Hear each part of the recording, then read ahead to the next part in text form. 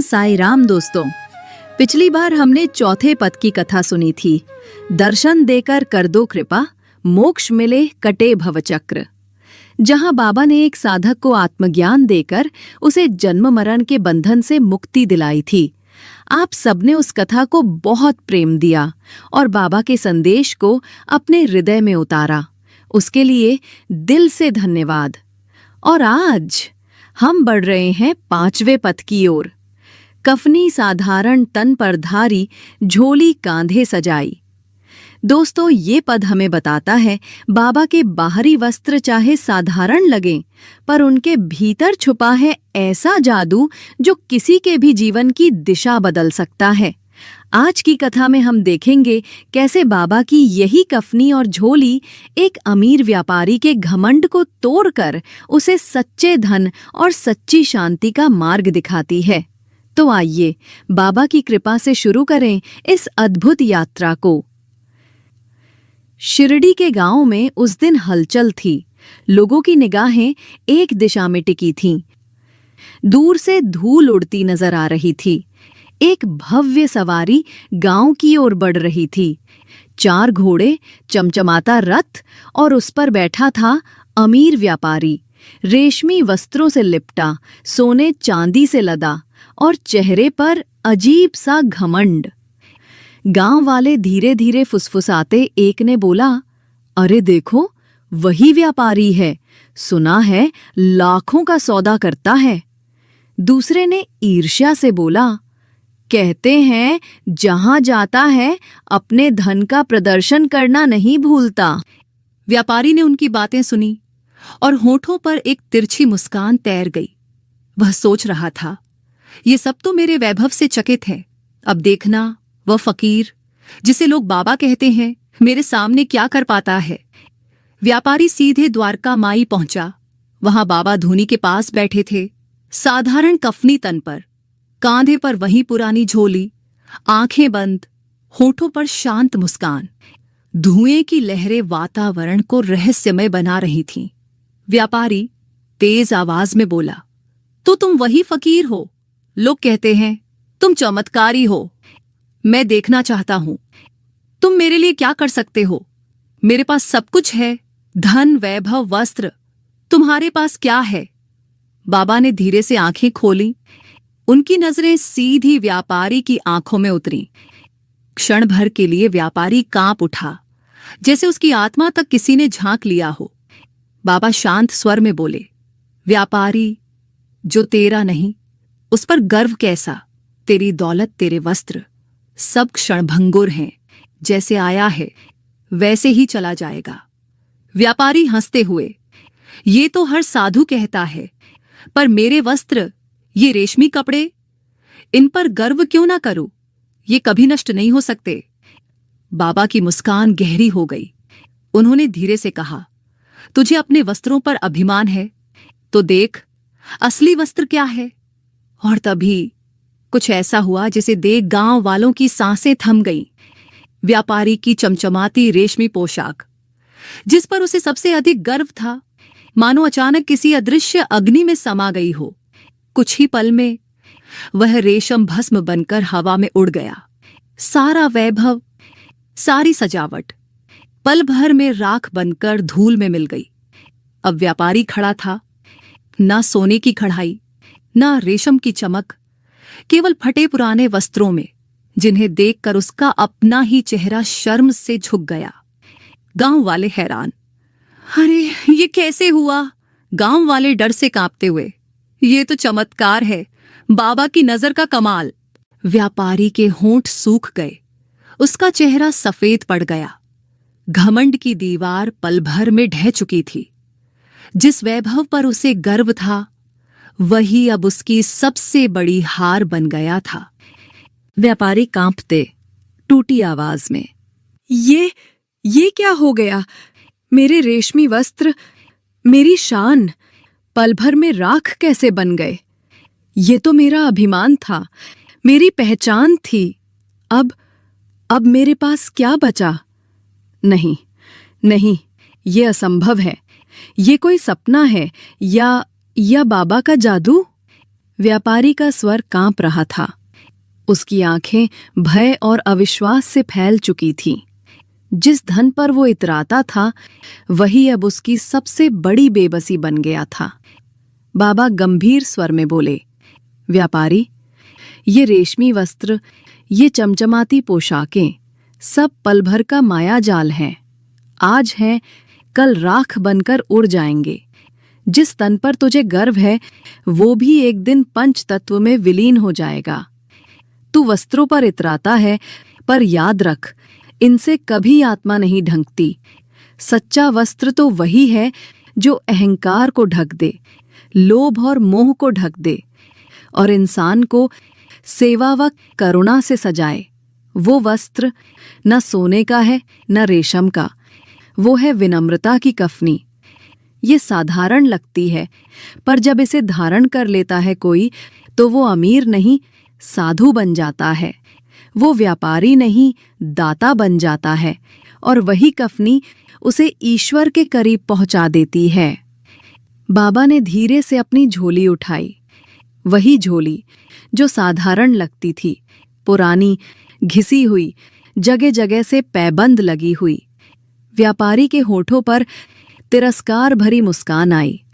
उसने सोचा, इसमें क्या होगा, कुछ बासी टुकड़े या फिर भीख के चंद सिक्के? क्या ये झोली मेरे सोने चांदी के खजाने के बराबर हो सकती है? पर व्यापारी नहीं जानता था, ये झोली साधारण नहीं थी। ये झोली थी करुणा, दया और त्याग का भंडार। ये थी बाबा के हृदय का प्रतिबिंब। बाबा ने झोली को हल्का सा हिलाया और आश्चर्य, उसमें से निकला एक छोटा सा चमकता हुआ सिक्का। उस सिक्के की टुनकार इतनी तीखी, इतनी गहरी थी कि व्यापारी के दिल के अंधेरे कोनों तक पहुंच गई। जैसे वो आवाज कह रही हो, सच्ची संपत्ति बाहर नहीं, भीतर है। बाबा ने पास खड़े एक दुबले भूखे बच्चे को देखा। उसके नंगे पांव कांप रहे थे, आंखों में भूख की वेदना थी। बाबा ने धीरे से वो सिक्का उसकी हथेली पर रख दिया। बच्चे की आंखों में चमक आ गई। वो सिक्का उसके लिए केवल धातु नहीं, आशा का प्रकाश था। बाबा बोले, भेंट वही है जो भूखों को अन्न दे, नंगों को वस्त्र दे, बीमारों को दवा दे और दुखी के हृदय में आशा का दीप जलाए।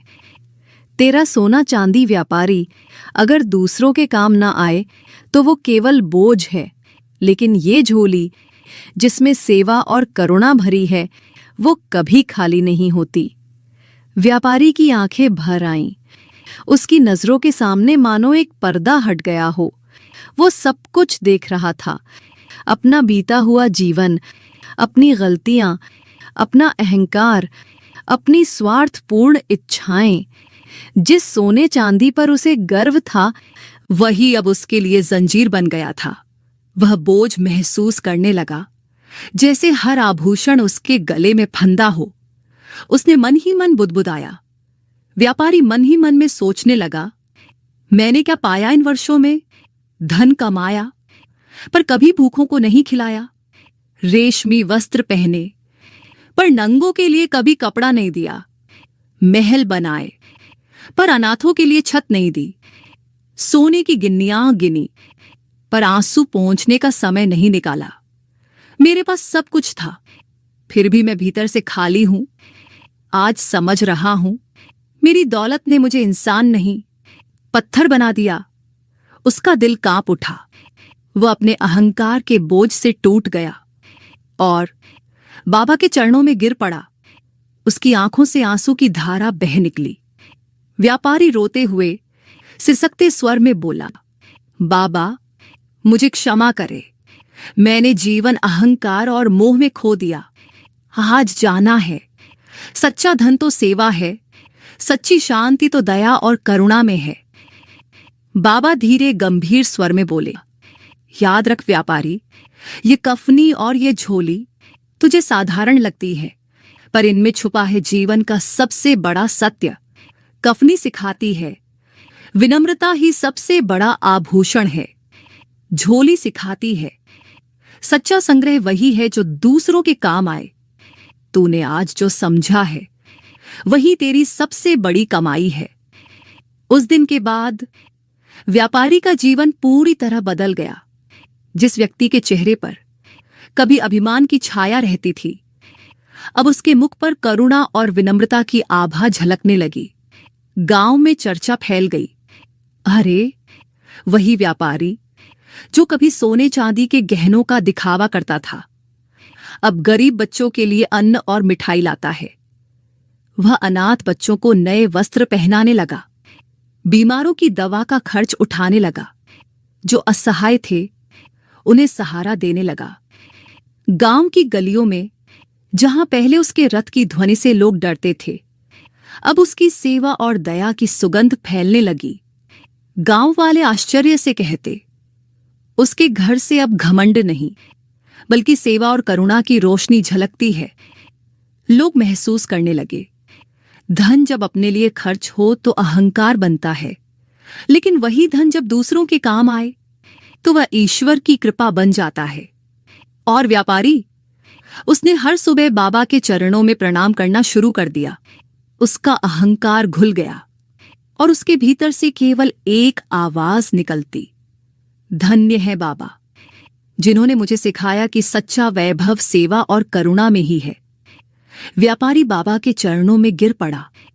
उसकी आंखों से आंसू बह रहे थे, लेकिन वे आंसू अब पछतावे के नहीं बल्कि आत्मज्ञान के थे। उसने समझ लिया, धन का असली महत्व अपने लिए खर्च करने में नहीं बल्कि दूसरों की भूख मिटाने, दुख हरने और जीवन में आशा जगाने में है। बाबा ने उसे उठाया और मुस्कुराकर कहा, याद रख व्यापारी, ये कफनी और ये झोली साधारण नहीं, इनमें छुपा है जीवन का सबसे बड़ा सत्य। कफनी सिखाती है विनम्रता और झोली सिखाती है करुणा। इन दोनों को अपनाने वाला कभी खाली नहीं रहता, क्योंकि ईश्वर की कृपा सदा उसके साथ होती है। व्यापारी के हृदय का अंधकार मिट चुका था। अब उसके जीवन की हर सांस सेवा, करुणा और नम्रता के लिए समर्पित हो गई। और यही था इस कथा का सबसे बड़ा संदेश, सच्चा वैभव सेवा और करुणा में ही है। तो दोस्तों, आज की यह कथा हमें यह सिखाती है कि धन और वस्त्र का अहंकार क्षणिक है, सच्चा भूषण है करुणा और सच्चा वस्त्र है विनम्रता की कफनी। लेकिन यात्रा यहीं खत्म नहीं होती, क्योंकि अगली बार मैं आपको सुनाऊंगी बाबा के प्रकट होने की अद्भुत गाथा। कैसे नीम के पेड़ के कड़वे पत्ते बाबा के स्पर्श से मीठे हो गए, कैसे एक साधारण फकीर के रूप में उन्होंने शिरडी में कदम रखा और कैसे गांव वालों ने उनके रूप में देखा एक अलौकिक चमत्कार। तो जुड़े रहिए मेरे साथ, और अगर आपने चैनल को सब्सक्राइब नहीं किया है तो अभी कर लीजिए। वीडियो को लाइक और शेयर करें ताकि बाबा की कृपा और आशीर्वाद अधिक से अधिक लोगों तक पहुंच सके। ओम साई राम।